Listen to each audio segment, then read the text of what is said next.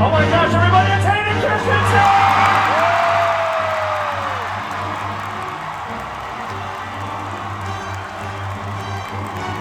Everybody, we're gonna say goodbye to him, but it was a pleasure having him on stage. Give it up for you!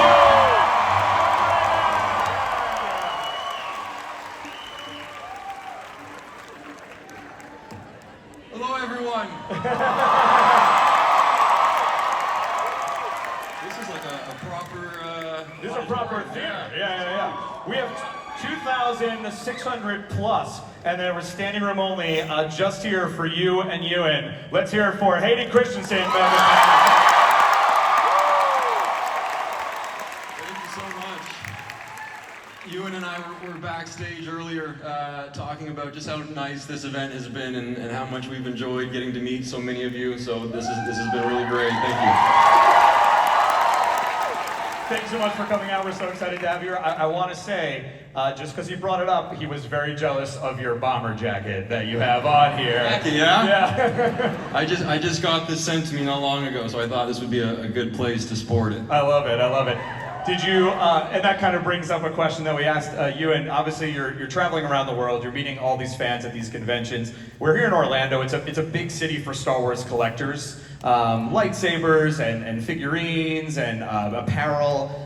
What's been like the most interesting thing that you've gotten recently to sign, or maybe just something out of all your signings, a prop or a replica or an apparel? Oh, I don't know. There's you know, we sign a lot of lightsabers and Darth Vader helmets, but I just like seeing the new artwork. You know, you see all these artists come and they do these amazing drawings, and so that's sort of what I get a kick out of. There's a festival of arts going on right now at Epcot. You know,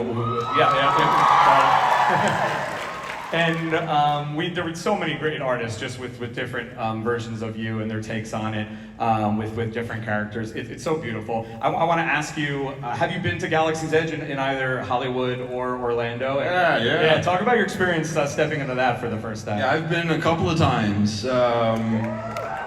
I think it was the one in California though, at Disneyland. For sure. I don't know that I've been to the one here yet.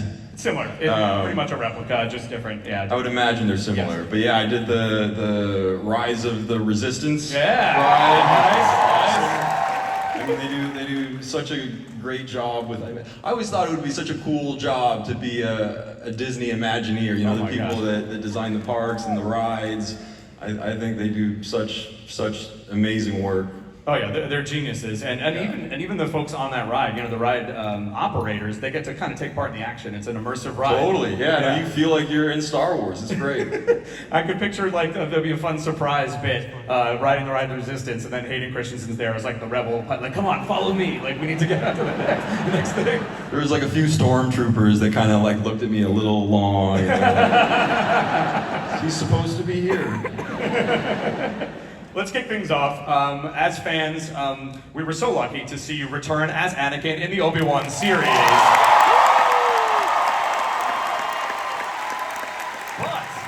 But then we were even luckier to see you return in Ahsoka. Thank you. You were touring with us last year, and I knew you had to keep it so secret, and you did such an amazing job. Now that it's out there, and we know, right. Yeah. Now that it's out there, and we know about it, what is it like getting that double reaction from fans? So this another wave of fan reactions to your appearance in Ahsoka. I can't tell you just how amazing the whole experience has been for me. You know, coming back on Obi-Wan was incredible. Getting to you know, swing a lightsaber with Ewan again was just a thrill. And then getting the phone call after we wrapped Obi-Wan, I wasn't aware of any other, you know, projects that I would be involved with. And sure. After we wrapped, I got a phone call from Dave Filoni and Jon Favreau. And I was just so excited again. You know, any chance I get to put on those Jedi robes, I'll take it. Yeah, we had, obviously in Obi-Wan, we had the Jedi robes from the flashback. We had the suit of Darth with the battle. And then in Ahsoka, we get the battle outfit. You know, the Clone Wars Clone Wars outfit. Yeah. I was just, I don't know, so excited to get to portray that version of the character. Yeah. You know, when I had that call with Dave Filoni and Jon Favreau, they were sort of walking me through mostly what was going to be in episode 5, and you know, when he started talking about the world between worlds, and then we're going to go on this sort of journey through Ahsoka's memories, and then we're going to get to you know, revisit the Clone Wars. I just thought, you know, I was just so excited about the whole thing. People have said that that episode 5, Shadow Warrior, is some of the best Star Wars they've ever seen. In terms of it just the feeling of it, like you felt like you were in the world, and also was bringing everything together all at once. Talk about the reaction to that specific episode that you were in, you know, and just how it's really brought fans together from all the different series. Yeah, I mean, you know, the episode is a really great one. Yeah. And what Dave Filoni accomplished is really remarkable. You know, sort of the context of it, and the way it sort of informs Ahsoka's journey. It's really clever storytelling. Sure, for sure. But you know, the response has been really nice. I get people coming up to me on the streets just sort of saying like, Ahsoka episode 5. I know, me too. Yeah. But yeah, you know, all of the praise should be directed towards Dave Filoni. Oh my God. Let's hear it for the master. Specifically, the shot that I think gave everyone chills and was like, oh my, is the quick transition from Anakin's back to Vader. Did you talk about that scene, you know, shooting it and then kind of seeing it with after post? Again, I take no credit, because all I did is I showed up, I walked. That was all that was required from me. And the way that, you know, they shot that and they cut it together, and I just thought that the whole episode came out, you know, better than I could have hoped. That's awesome. Yeah. A lot of people also praised you for your integration of some of the mannerisms of Matt Lanter, you know, you're the voice actor. Give it up for Matt. It felt like a seamless, again, a merging of two amazing performances, yours from the prequels and Matt's from the show. Did you listen to any of that? Did you study any of that, or did it sort of just come natural just as you were progressing? I don't know. I've been watching a lot of Clone Wars, so I think through some process of osmosis, it kind of made its way in. No, it's a period in Anakin's life that I was aware of. I thought was very interesting, and obviously they explored it a lot in the Clone Wars, in the animated show that they did. But the opportunity to get to do that in live action was so compelling, and I wanted to bring it to life in the most sort of exciting way possible, and follow Dave's lead, and just sort of, you know, bring to life what was on the page, because it was all there in the script. You talked about, you shouted out Dave a bunch of times, rightfully so and respectfully so, and you said following his lead. How do you enjoy, or what do you enjoy most about working with brilliant directors like that? Like, how does your director-actor dynamic work for you? And specifically with Dave. Yeah, working with Dave Filoni was one of the best experiences I've had as an actor in terms of that director-actor relationship. Sure. And I think a part of me just really enjoys working with writer-directors, because there's a little bit more clarity there, and that, you know, you can kind of trust the script a little bit more. Mm-hmm. And it's a more accurate roadmap. You know, when you have a director working off of someone else's material, there's interpretation, and you always have to sort of wonder if your interpretations are aligned. But you know, obviously Dave knows Star Wars so well, and he knows this character so well. You know, he probably spent more time than I did working on Anakin and developing Anakin with George Lucas, and so there was just an immense amount of trust, and you know, I knew he had a really exciting vision for it, and just his way of being a leader on set. You know, he really inspires everyone around him. The way he speaks about Star Wars is so insightful. You know, I remember when I was getting ready to do Obi-Wan, I was sort of doing a deep dive on the internet, just kind of looking for all of the information I found interesting, and I came across this video of Dave talking about the sort of the meaning behind the Battle of the Fates, Duel of the Fates, sorry. And it was just so, you know, I'd never heard it sort of put that way before, and it was just, you know, so smart and insightful. And he just naturally is like that, you know. Yeah.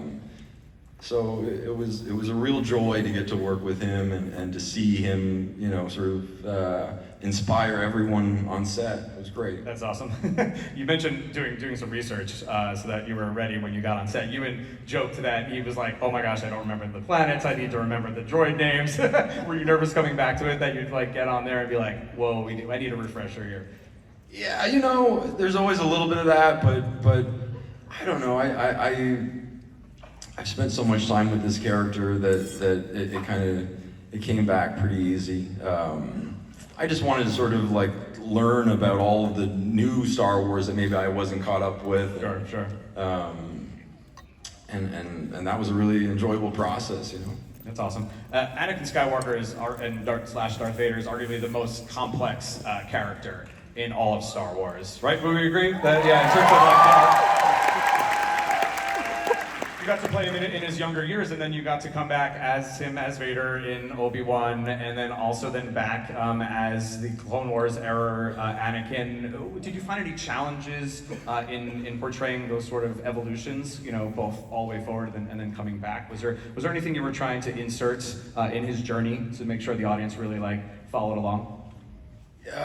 You mean in terms of the work we did in the prequels, or coming like back? I guess coming back to it after the prequels, yeah, knowing that you were kind of bridging the gap timeline-wise. You know, like, yeah, definitely. When we were doing Obi-Wan, we did the flashback sequence, and that was kind of like old hat. Like we'd done that before, and so that was just good fun. Going and doing the scene as Vader, that was new territory for right, me. Exactly. And then the same is true of Ahsoka. You know, playing the sort of wise mentor was a version we'd never sort of seen before. Yeah. And getting to do that, and then sort of, you know, try to bring to life the Clone Wars Anakin. It's a balancing act, you know. And so even though I know the character, we're still sort of taking him in new directions, and you just hope that it resonates in a way with you guys as it did with me when I read the script. And I think it resonated. Am I right, everybody? Yeah. A lot of people talk about the scene. We talked about the quick transition from your back to Vader, but I think it was the glint in the eye when you turned from evil to, you know, dark side to light side. Yeah, right. Come on, yeah, that was fun. Thanks, man. Yeah. I actually didn't. That was the one part that I wasn't really sure how we were going to do that. Yeah. You know, because it was scripted as, you know, he sort of transitions back, you know, to Anakin. Yeah. And I wasn't sure if it was going to be some special effect or what it was going to be. And so that was just sort of what came to us in the moment, and I really liked that bit too. Oh, it's beautiful. It was a beautiful performance, so thank you for that. Yeah. Thank you. Speaking of, give it up for Hayden. Speaking of beautiful performances, not only Star Wars, we love your character Stephen Glass in Shattered Glass. One of my all-time favorites, David Rice in Jumper. Is there, outside of your Star Wars career, is there a role or a character that you look back on that you're extremely fond of through your career? Those are two that I really enjoyed. Yeah. What can I tell you about those ones? Shattered Glass was a film that I did in between episode 2 and 3. And I had just started a production company with my brother, and we were looking for what was going to be our first film. And he came back from a meeting with sort of a pile of material, different scripts and books and magazine articles, and there was this one article that described, Stephen Glass's misdoings in journalism. If you haven't seen the film, it's about a journalist who fabricates a good portion of his stories. And there was something about it that spoke to me, I think, because I was just sort of getting my taste of how the media can sometimes not tell the full truth. What's breaking news? Yeah, it was like the first quote I'd ever read of mine, and it was odd. It quoted me saying that I had burned my hand when I was using a lightsaber because the batteries got too hot. And our lightsabers back then didn't have batteries in them, so it was a completely false statement. I was sort of surprised that sort of thing took place, and Sure. and so the messaging of the story kind of spoke to me, and that's how we got into that one. David Rice, Jumper, that was a film I wanted to do because, thank you. I just really like the director, the filmmaker, Doug Liman. Sure, for sure. He's done a lot of great films. And I love the concept too, the idea of teleportation as a superpower kind of spoke to me as someone who travels a lot, and the idea of being able to just be anywhere whenever you want, I thought was a great idea. I love that. Yeah, but that was a fun one to make because we actually traveled to all the different locations around the world nice. that are depicted in the story. So it was a fun one to get to make. Was there one that stuck out to you, or that you're like, oh man, this is... Locations? Yeah. Yeah, I mean, when we got to film in the Colosseum in Rome, that was kind of special. And then they recreated the Colosseum in a soundstage in Toronto, where we did a lot of the filming, and we destroyed it. And that's where we got to make a mess of the Colosseum. You mentioned getting misquoted. It was interesting you brought that up as a connection to Shattered Glass. I think that's super interesting. Star Wars is rife with fan fiction. That's fans writing their interpretations on things, memes, like social media. Yeah, people are like, all of that. Do you follow that? Do you follow along? Is there anything that you stuck out to you, or you just keep that over there somewhere? I don't exactly follow it because I'm not on social media. Right. But I have a friend of mine who thinks it's his job to send me all of the Anakin memes and Star Wars memes, and so I'm aware of a lot of them. And they make me laugh. I enjoy them. Anyone stick out to you as kind of like? There's a few. Off the top of my head, there's one that I quite like. In the scene where you have Sidious and Mace Windu, Yep. and Anakin's there, and he's having to choose, and Palpatine is shooting Force lightning at Mace Windu, and Mace Windu is blocking it, deflecting it back, and Sidious is saying, "Help me," and Anakin says, "Just stop shooting Force lightning at him, just blocking it back at you." Maybe there's some truth to that. Very good. Credit to whoever made that out there somewhere. Yeah. There's another good one with Anakin and Padme in Naboo. There's a few. Yes, that's the best one. Yeah, that's the best one. Yeah, and she says, and you're gonna change things for the better, right? Right? Yeah. I like that one. When it came out, that one, it was just the scene, basically, and then the amount of times it's been reused for different, topics in the news is incredible. It's great. I love how creative they can get. Yeah, it is so good, so good. And speaking of that, speaking of being, in the public eye versus in the private, private versus public. I was gonna say the private eye, being a private eye. I could be a private eye. Yeah. How do you find that balance? We had the honor, and I've had the honor of interviewing a bunch of times in different cities, and it's always been a joy. And some things have come up that you enjoy doing. So you're an avid farmer, or you were an avid farmer, you have a ranch. You love mowing and snow blowing, and you enjoy making lakes. I do. Yeah. Ponds. I can't. Ponds. Lakes are. That's maybe one day I'll graduate to lakes, but right now I'm still on ponds. Yeah. Talk to us a little bit for this crowd that hasn't heard. Yeah, what are your fun hobbies or activities that I just center yourself? I just enjoy the sort of country life, and I like big equipment, and I've got a few toys at my farm. And snow blowing is definitely one of my favorite activities. I've got this Bobcat, which is like a skid steer machine, and it has all these different attachments, and one of them is, yeah, there we go, Bobcat fan. Bobcats are the best. And there's a snowblower attachment, and I've got a nice long driveway, and when you get a really heavy snow, I mean, the thing will shoot snow like 20, 30 feet in the air, and it's just very satisfying. I love it. Yeah, it's soothing. Soothing, yeah. Soothing. All right, we're ready to go. Thank you for answering my questions. Yeah, we had fans submit questions online, and we picked a few. They're here in the crowd now, so I'm going to shout out their name. If you hear your name, give us a little hoop and holler, and we'll get through as many as we can. All right, this is Devin from Lake Worth. Devin, you out there? Yeah, there you go. There we go. Hayden, we loved your Actors on Actors interview. You spoke about your daughter a bit there. Talk about your daughter's relationship with Star Wars. Has she seen Star Wars yet, and how has that been? She still hasn't seen it.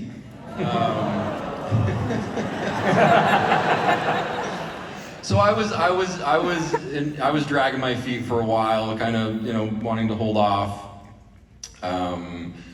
But now she's 9 years old, and I feel like she's at an appropriate age where I could share it with her. Mm-hmm. And there have been a few times where I've actually offered it up, and I've said, sweetheart, would you like to watch Star Wars? And we're sitting down to watch something, and there's always something else that she's more interested in. So we're watching a lot of this show called Liv and Maddie right now. So every time I bring up Star Wars, she's like, let's watch Liv and Maddie, please.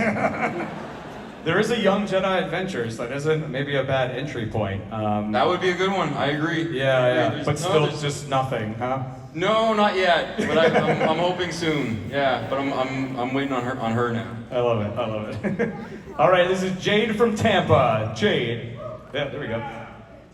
This is interesting. Going back to the original prequels, did you talk about the audition process? Specifically, the question is, did you audition for any other roles besides Anakin, or was it just Anakin all the way? No, but I wanted to. Yeah, tell us about that.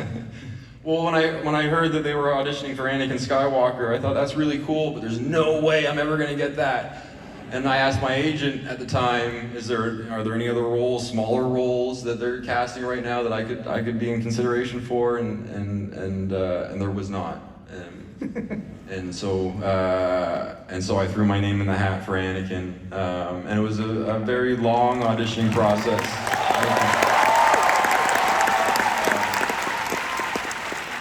It went on for a few months, and I don't know, all throughout that process, I never in a million years thought that I was going to get the role. Yeah. And I think that really helped me, because I was just able to enjoy it a little bit more, and I remember going to meet George Lucas for the first time at the Skywalker Ranch, and I was just so excited to get to be there.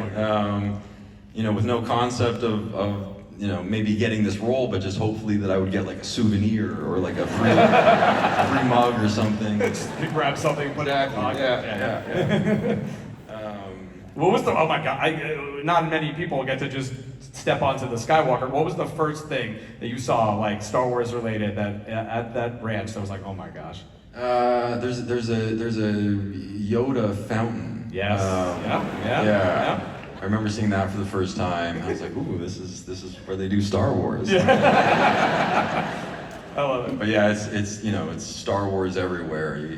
It's a pretty remarkable place. It's funny that you say that you weren't. Was it that you weren't interested in that character and was hoping for something different? When you say you didn't initially put in for Anakin, it just seemed like too big of a role. I was 18 at the time when I first started auditioning for it, and I was working on a TV show in Canada, and just the idea of playing sort of the central role in Star Wars, it seemed too big. It's not that I didn't want to. Of course, I would.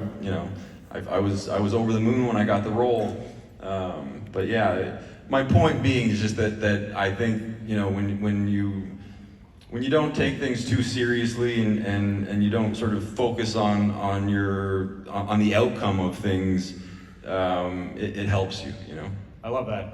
And that segues sort of in my brain to this next question. This is from Jessica McNair from Arkansas. Jessica McNair, what's up? Hi, Jessica. Yeah, you're talking about like sort of mentally coming into a role, and Jessica says that they allowed us to share this, struggled with some mental health, and how it's super important to take care of your mental health. Is there anything that you do specifically to kind of keep yourself in that good place, that positive place, that you can share with fans? Snow blowing. Yeah. I snow blow in the wintertime, and I sit on my ride-on lawnmower in the summertime. Yeah. Definitely helps. Everybody's got their release. I love it. I love it. We talked with Ewan a bunch about the lightsaber battles, of course. It's such an important part of the Star Wars films and TV shows, and just the difference in the lightsabers. And Dominic Picarillo, am I saying that right? Or Picarillo? Yeah, sorry. From Fort Myers, Florida, just wants to know, was the choreography difficult in the fighting scenes between you both, and how long did you both train for? Yeah, I mean they're very elaborate, you know, choreographed fights, and they take a long time to learn because you know neither you and I are actually you know trained swordsmen. Yeah. We're just actors. So, but we took it very seriously, and we spent you know months training. When we were doing the prequels, we'd go out to Australia a couple of months before. And work with Nick Gillard. Yeah. Shout out to Nick Gillard, the fight choreographer from the prequels. He just did amazing work. And that was a part of that process that I think I probably enjoyed the most. Just getting to go to work and you're going to like a Jedi training camp. Oh my gosh! Yeah. And it was just a thrill. I love that. You had mentioned some raps on the knuckles. Usually, yeah. We always took a few on the knuckles, but we, you know, they were like badges of honor too. And I don't know if he shared with you, but the lightsabers have changed a lot too. And, Sure. and so back then they were these metal lightsabers. So when you got hit on the knuckles, it left a mark. And they would bend and they would get all warped, and it was almost like a bragging point though. Like if we did a fight scene and then one of our sabers was like all crooked, yeah, we'd go show it to the other one and we'd be like, hey, look what you did this time. Yeah. Can you reveal whose lightsaber was more crooked at more? Yeah. It was a point of pride, but you know we traded back and forth. But yeah, I mean especially that. You know, that fight on Mustafar, we spent a lot of time training for that. It was something that we knew was coming. We knew there was going to be this big showdown between Anakin and Obi-Wan. Sure. And we wanted to make it as epic as possible. Here we are.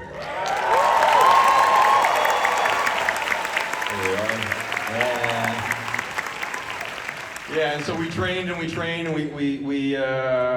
we got the pacing up, you know, to a really nice place. And then when we got to set, we just, you know, we went from 10 to 11. and yeah, we were really cooking. I love it. I love it.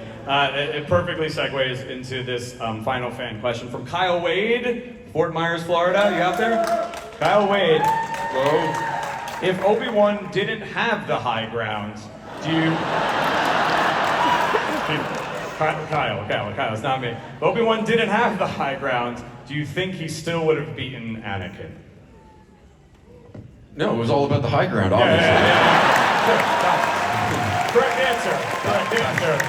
That's the premise of that scene there, you know, and I always thought about it, you know, that like in episode 1 when Obi-Wan is fighting Maul, Maul has the high ground, and Ewan is down, and he does this amazing move, looks over him, you know, cuts him in half, and so I assumed that would have been something that was like, you know, folklore sort of sure. level status, legend status, you know, at the Jedi Academy. Everyone talked about it, obviously. So then when we got, you know, when I'm confronted with the Eye of the High Ground, I'm sure that Anakin was in the back of his head thinking, oh, I'm going to show him.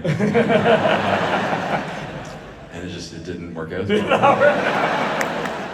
Are you ready to play a fun little game to wrap things up? Let's do it. All right, let's do it. Quick note for the text. You don't have to bring it up here. We're just gonna stick with Hayden. All right, this or that, and I'll let you know how the audience voted and how we do. All right, this or that. Would you rather live in Cloud City or live in Naboo? Ooh, well, I've been to Naboo. Yeah. Naboo's quite nice. I would go back to Naboo. Naboo was the winner. Naboo was the winner. The winner? Was the winner. Yeah, good choice. Hayden, just Hayden, you're Hayden. You would pick Cloud City. Yeah. Would you rather train under Yoda or train under Obi-Wan? Yeah. Obviously, Obi-Wan. Obi-Wan. How the audience went. That was the winner. You're having a birthday party. You can only invite one. R2-D2 or C-3PO? Who do you invite? You always make me choose. I always make you choose. R2 and It's a new C-3PO. scenario, though. It's a not fair. birthday party. So who's going to be the most fun at your birthday party? I mean, I feel bad for, you know, Anthony Daniels is a real, you know, he's in the suit. Yeah. So I feel like I need to pick C-3PO. C-3PO, very nice. But R2's my guy, right? R2's there, R2's. I'm not choosing. Yeah. Would you rather fly an X-Wing or a TIE fighter? You can only choose one. Yeah, TIE fighter. TIE fighter, let's get it.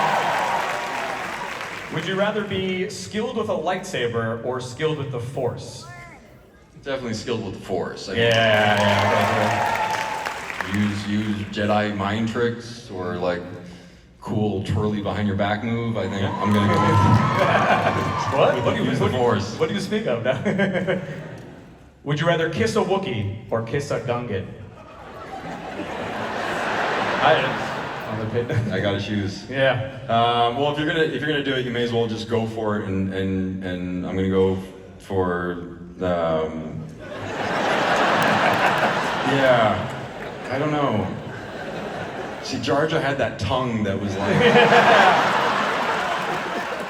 I'm gonna go with Wookiee. Wookiee was the winner. And last but not least, who wore their hair better, Obi-Wan or Anakin? Well, which film are we talking about? Because I think it really depends on the movie. Yeah. Well, let's do a quick cheer now for Padawan Braid versus the luscious locks from Revenge of the Sith. So, Attack of the Clones, Padawan Braid. Okay. We're choosing between What you're gonna Anakin's choose for, Anakin's Padawan braid and Obi-Wan's look from mullet. Right. Right. Yeah. Well, he wore that mullet really well. Yeah. But the Padawan braid I really like too. I thought that was I was a fan of that. Super cute. Yeah. But I think the ultimate. Yeah, we'll go with the mullet with Obi-Wan. Obi-Wan mullet, but okay, then one more. Obi-Wan mullet versus Revenge of the Sith. Rock luscious locks. Yeah. I'll go with it's the luscious locks. Luscious locks. MegaCon 2024. This is your Jedi Double Feature.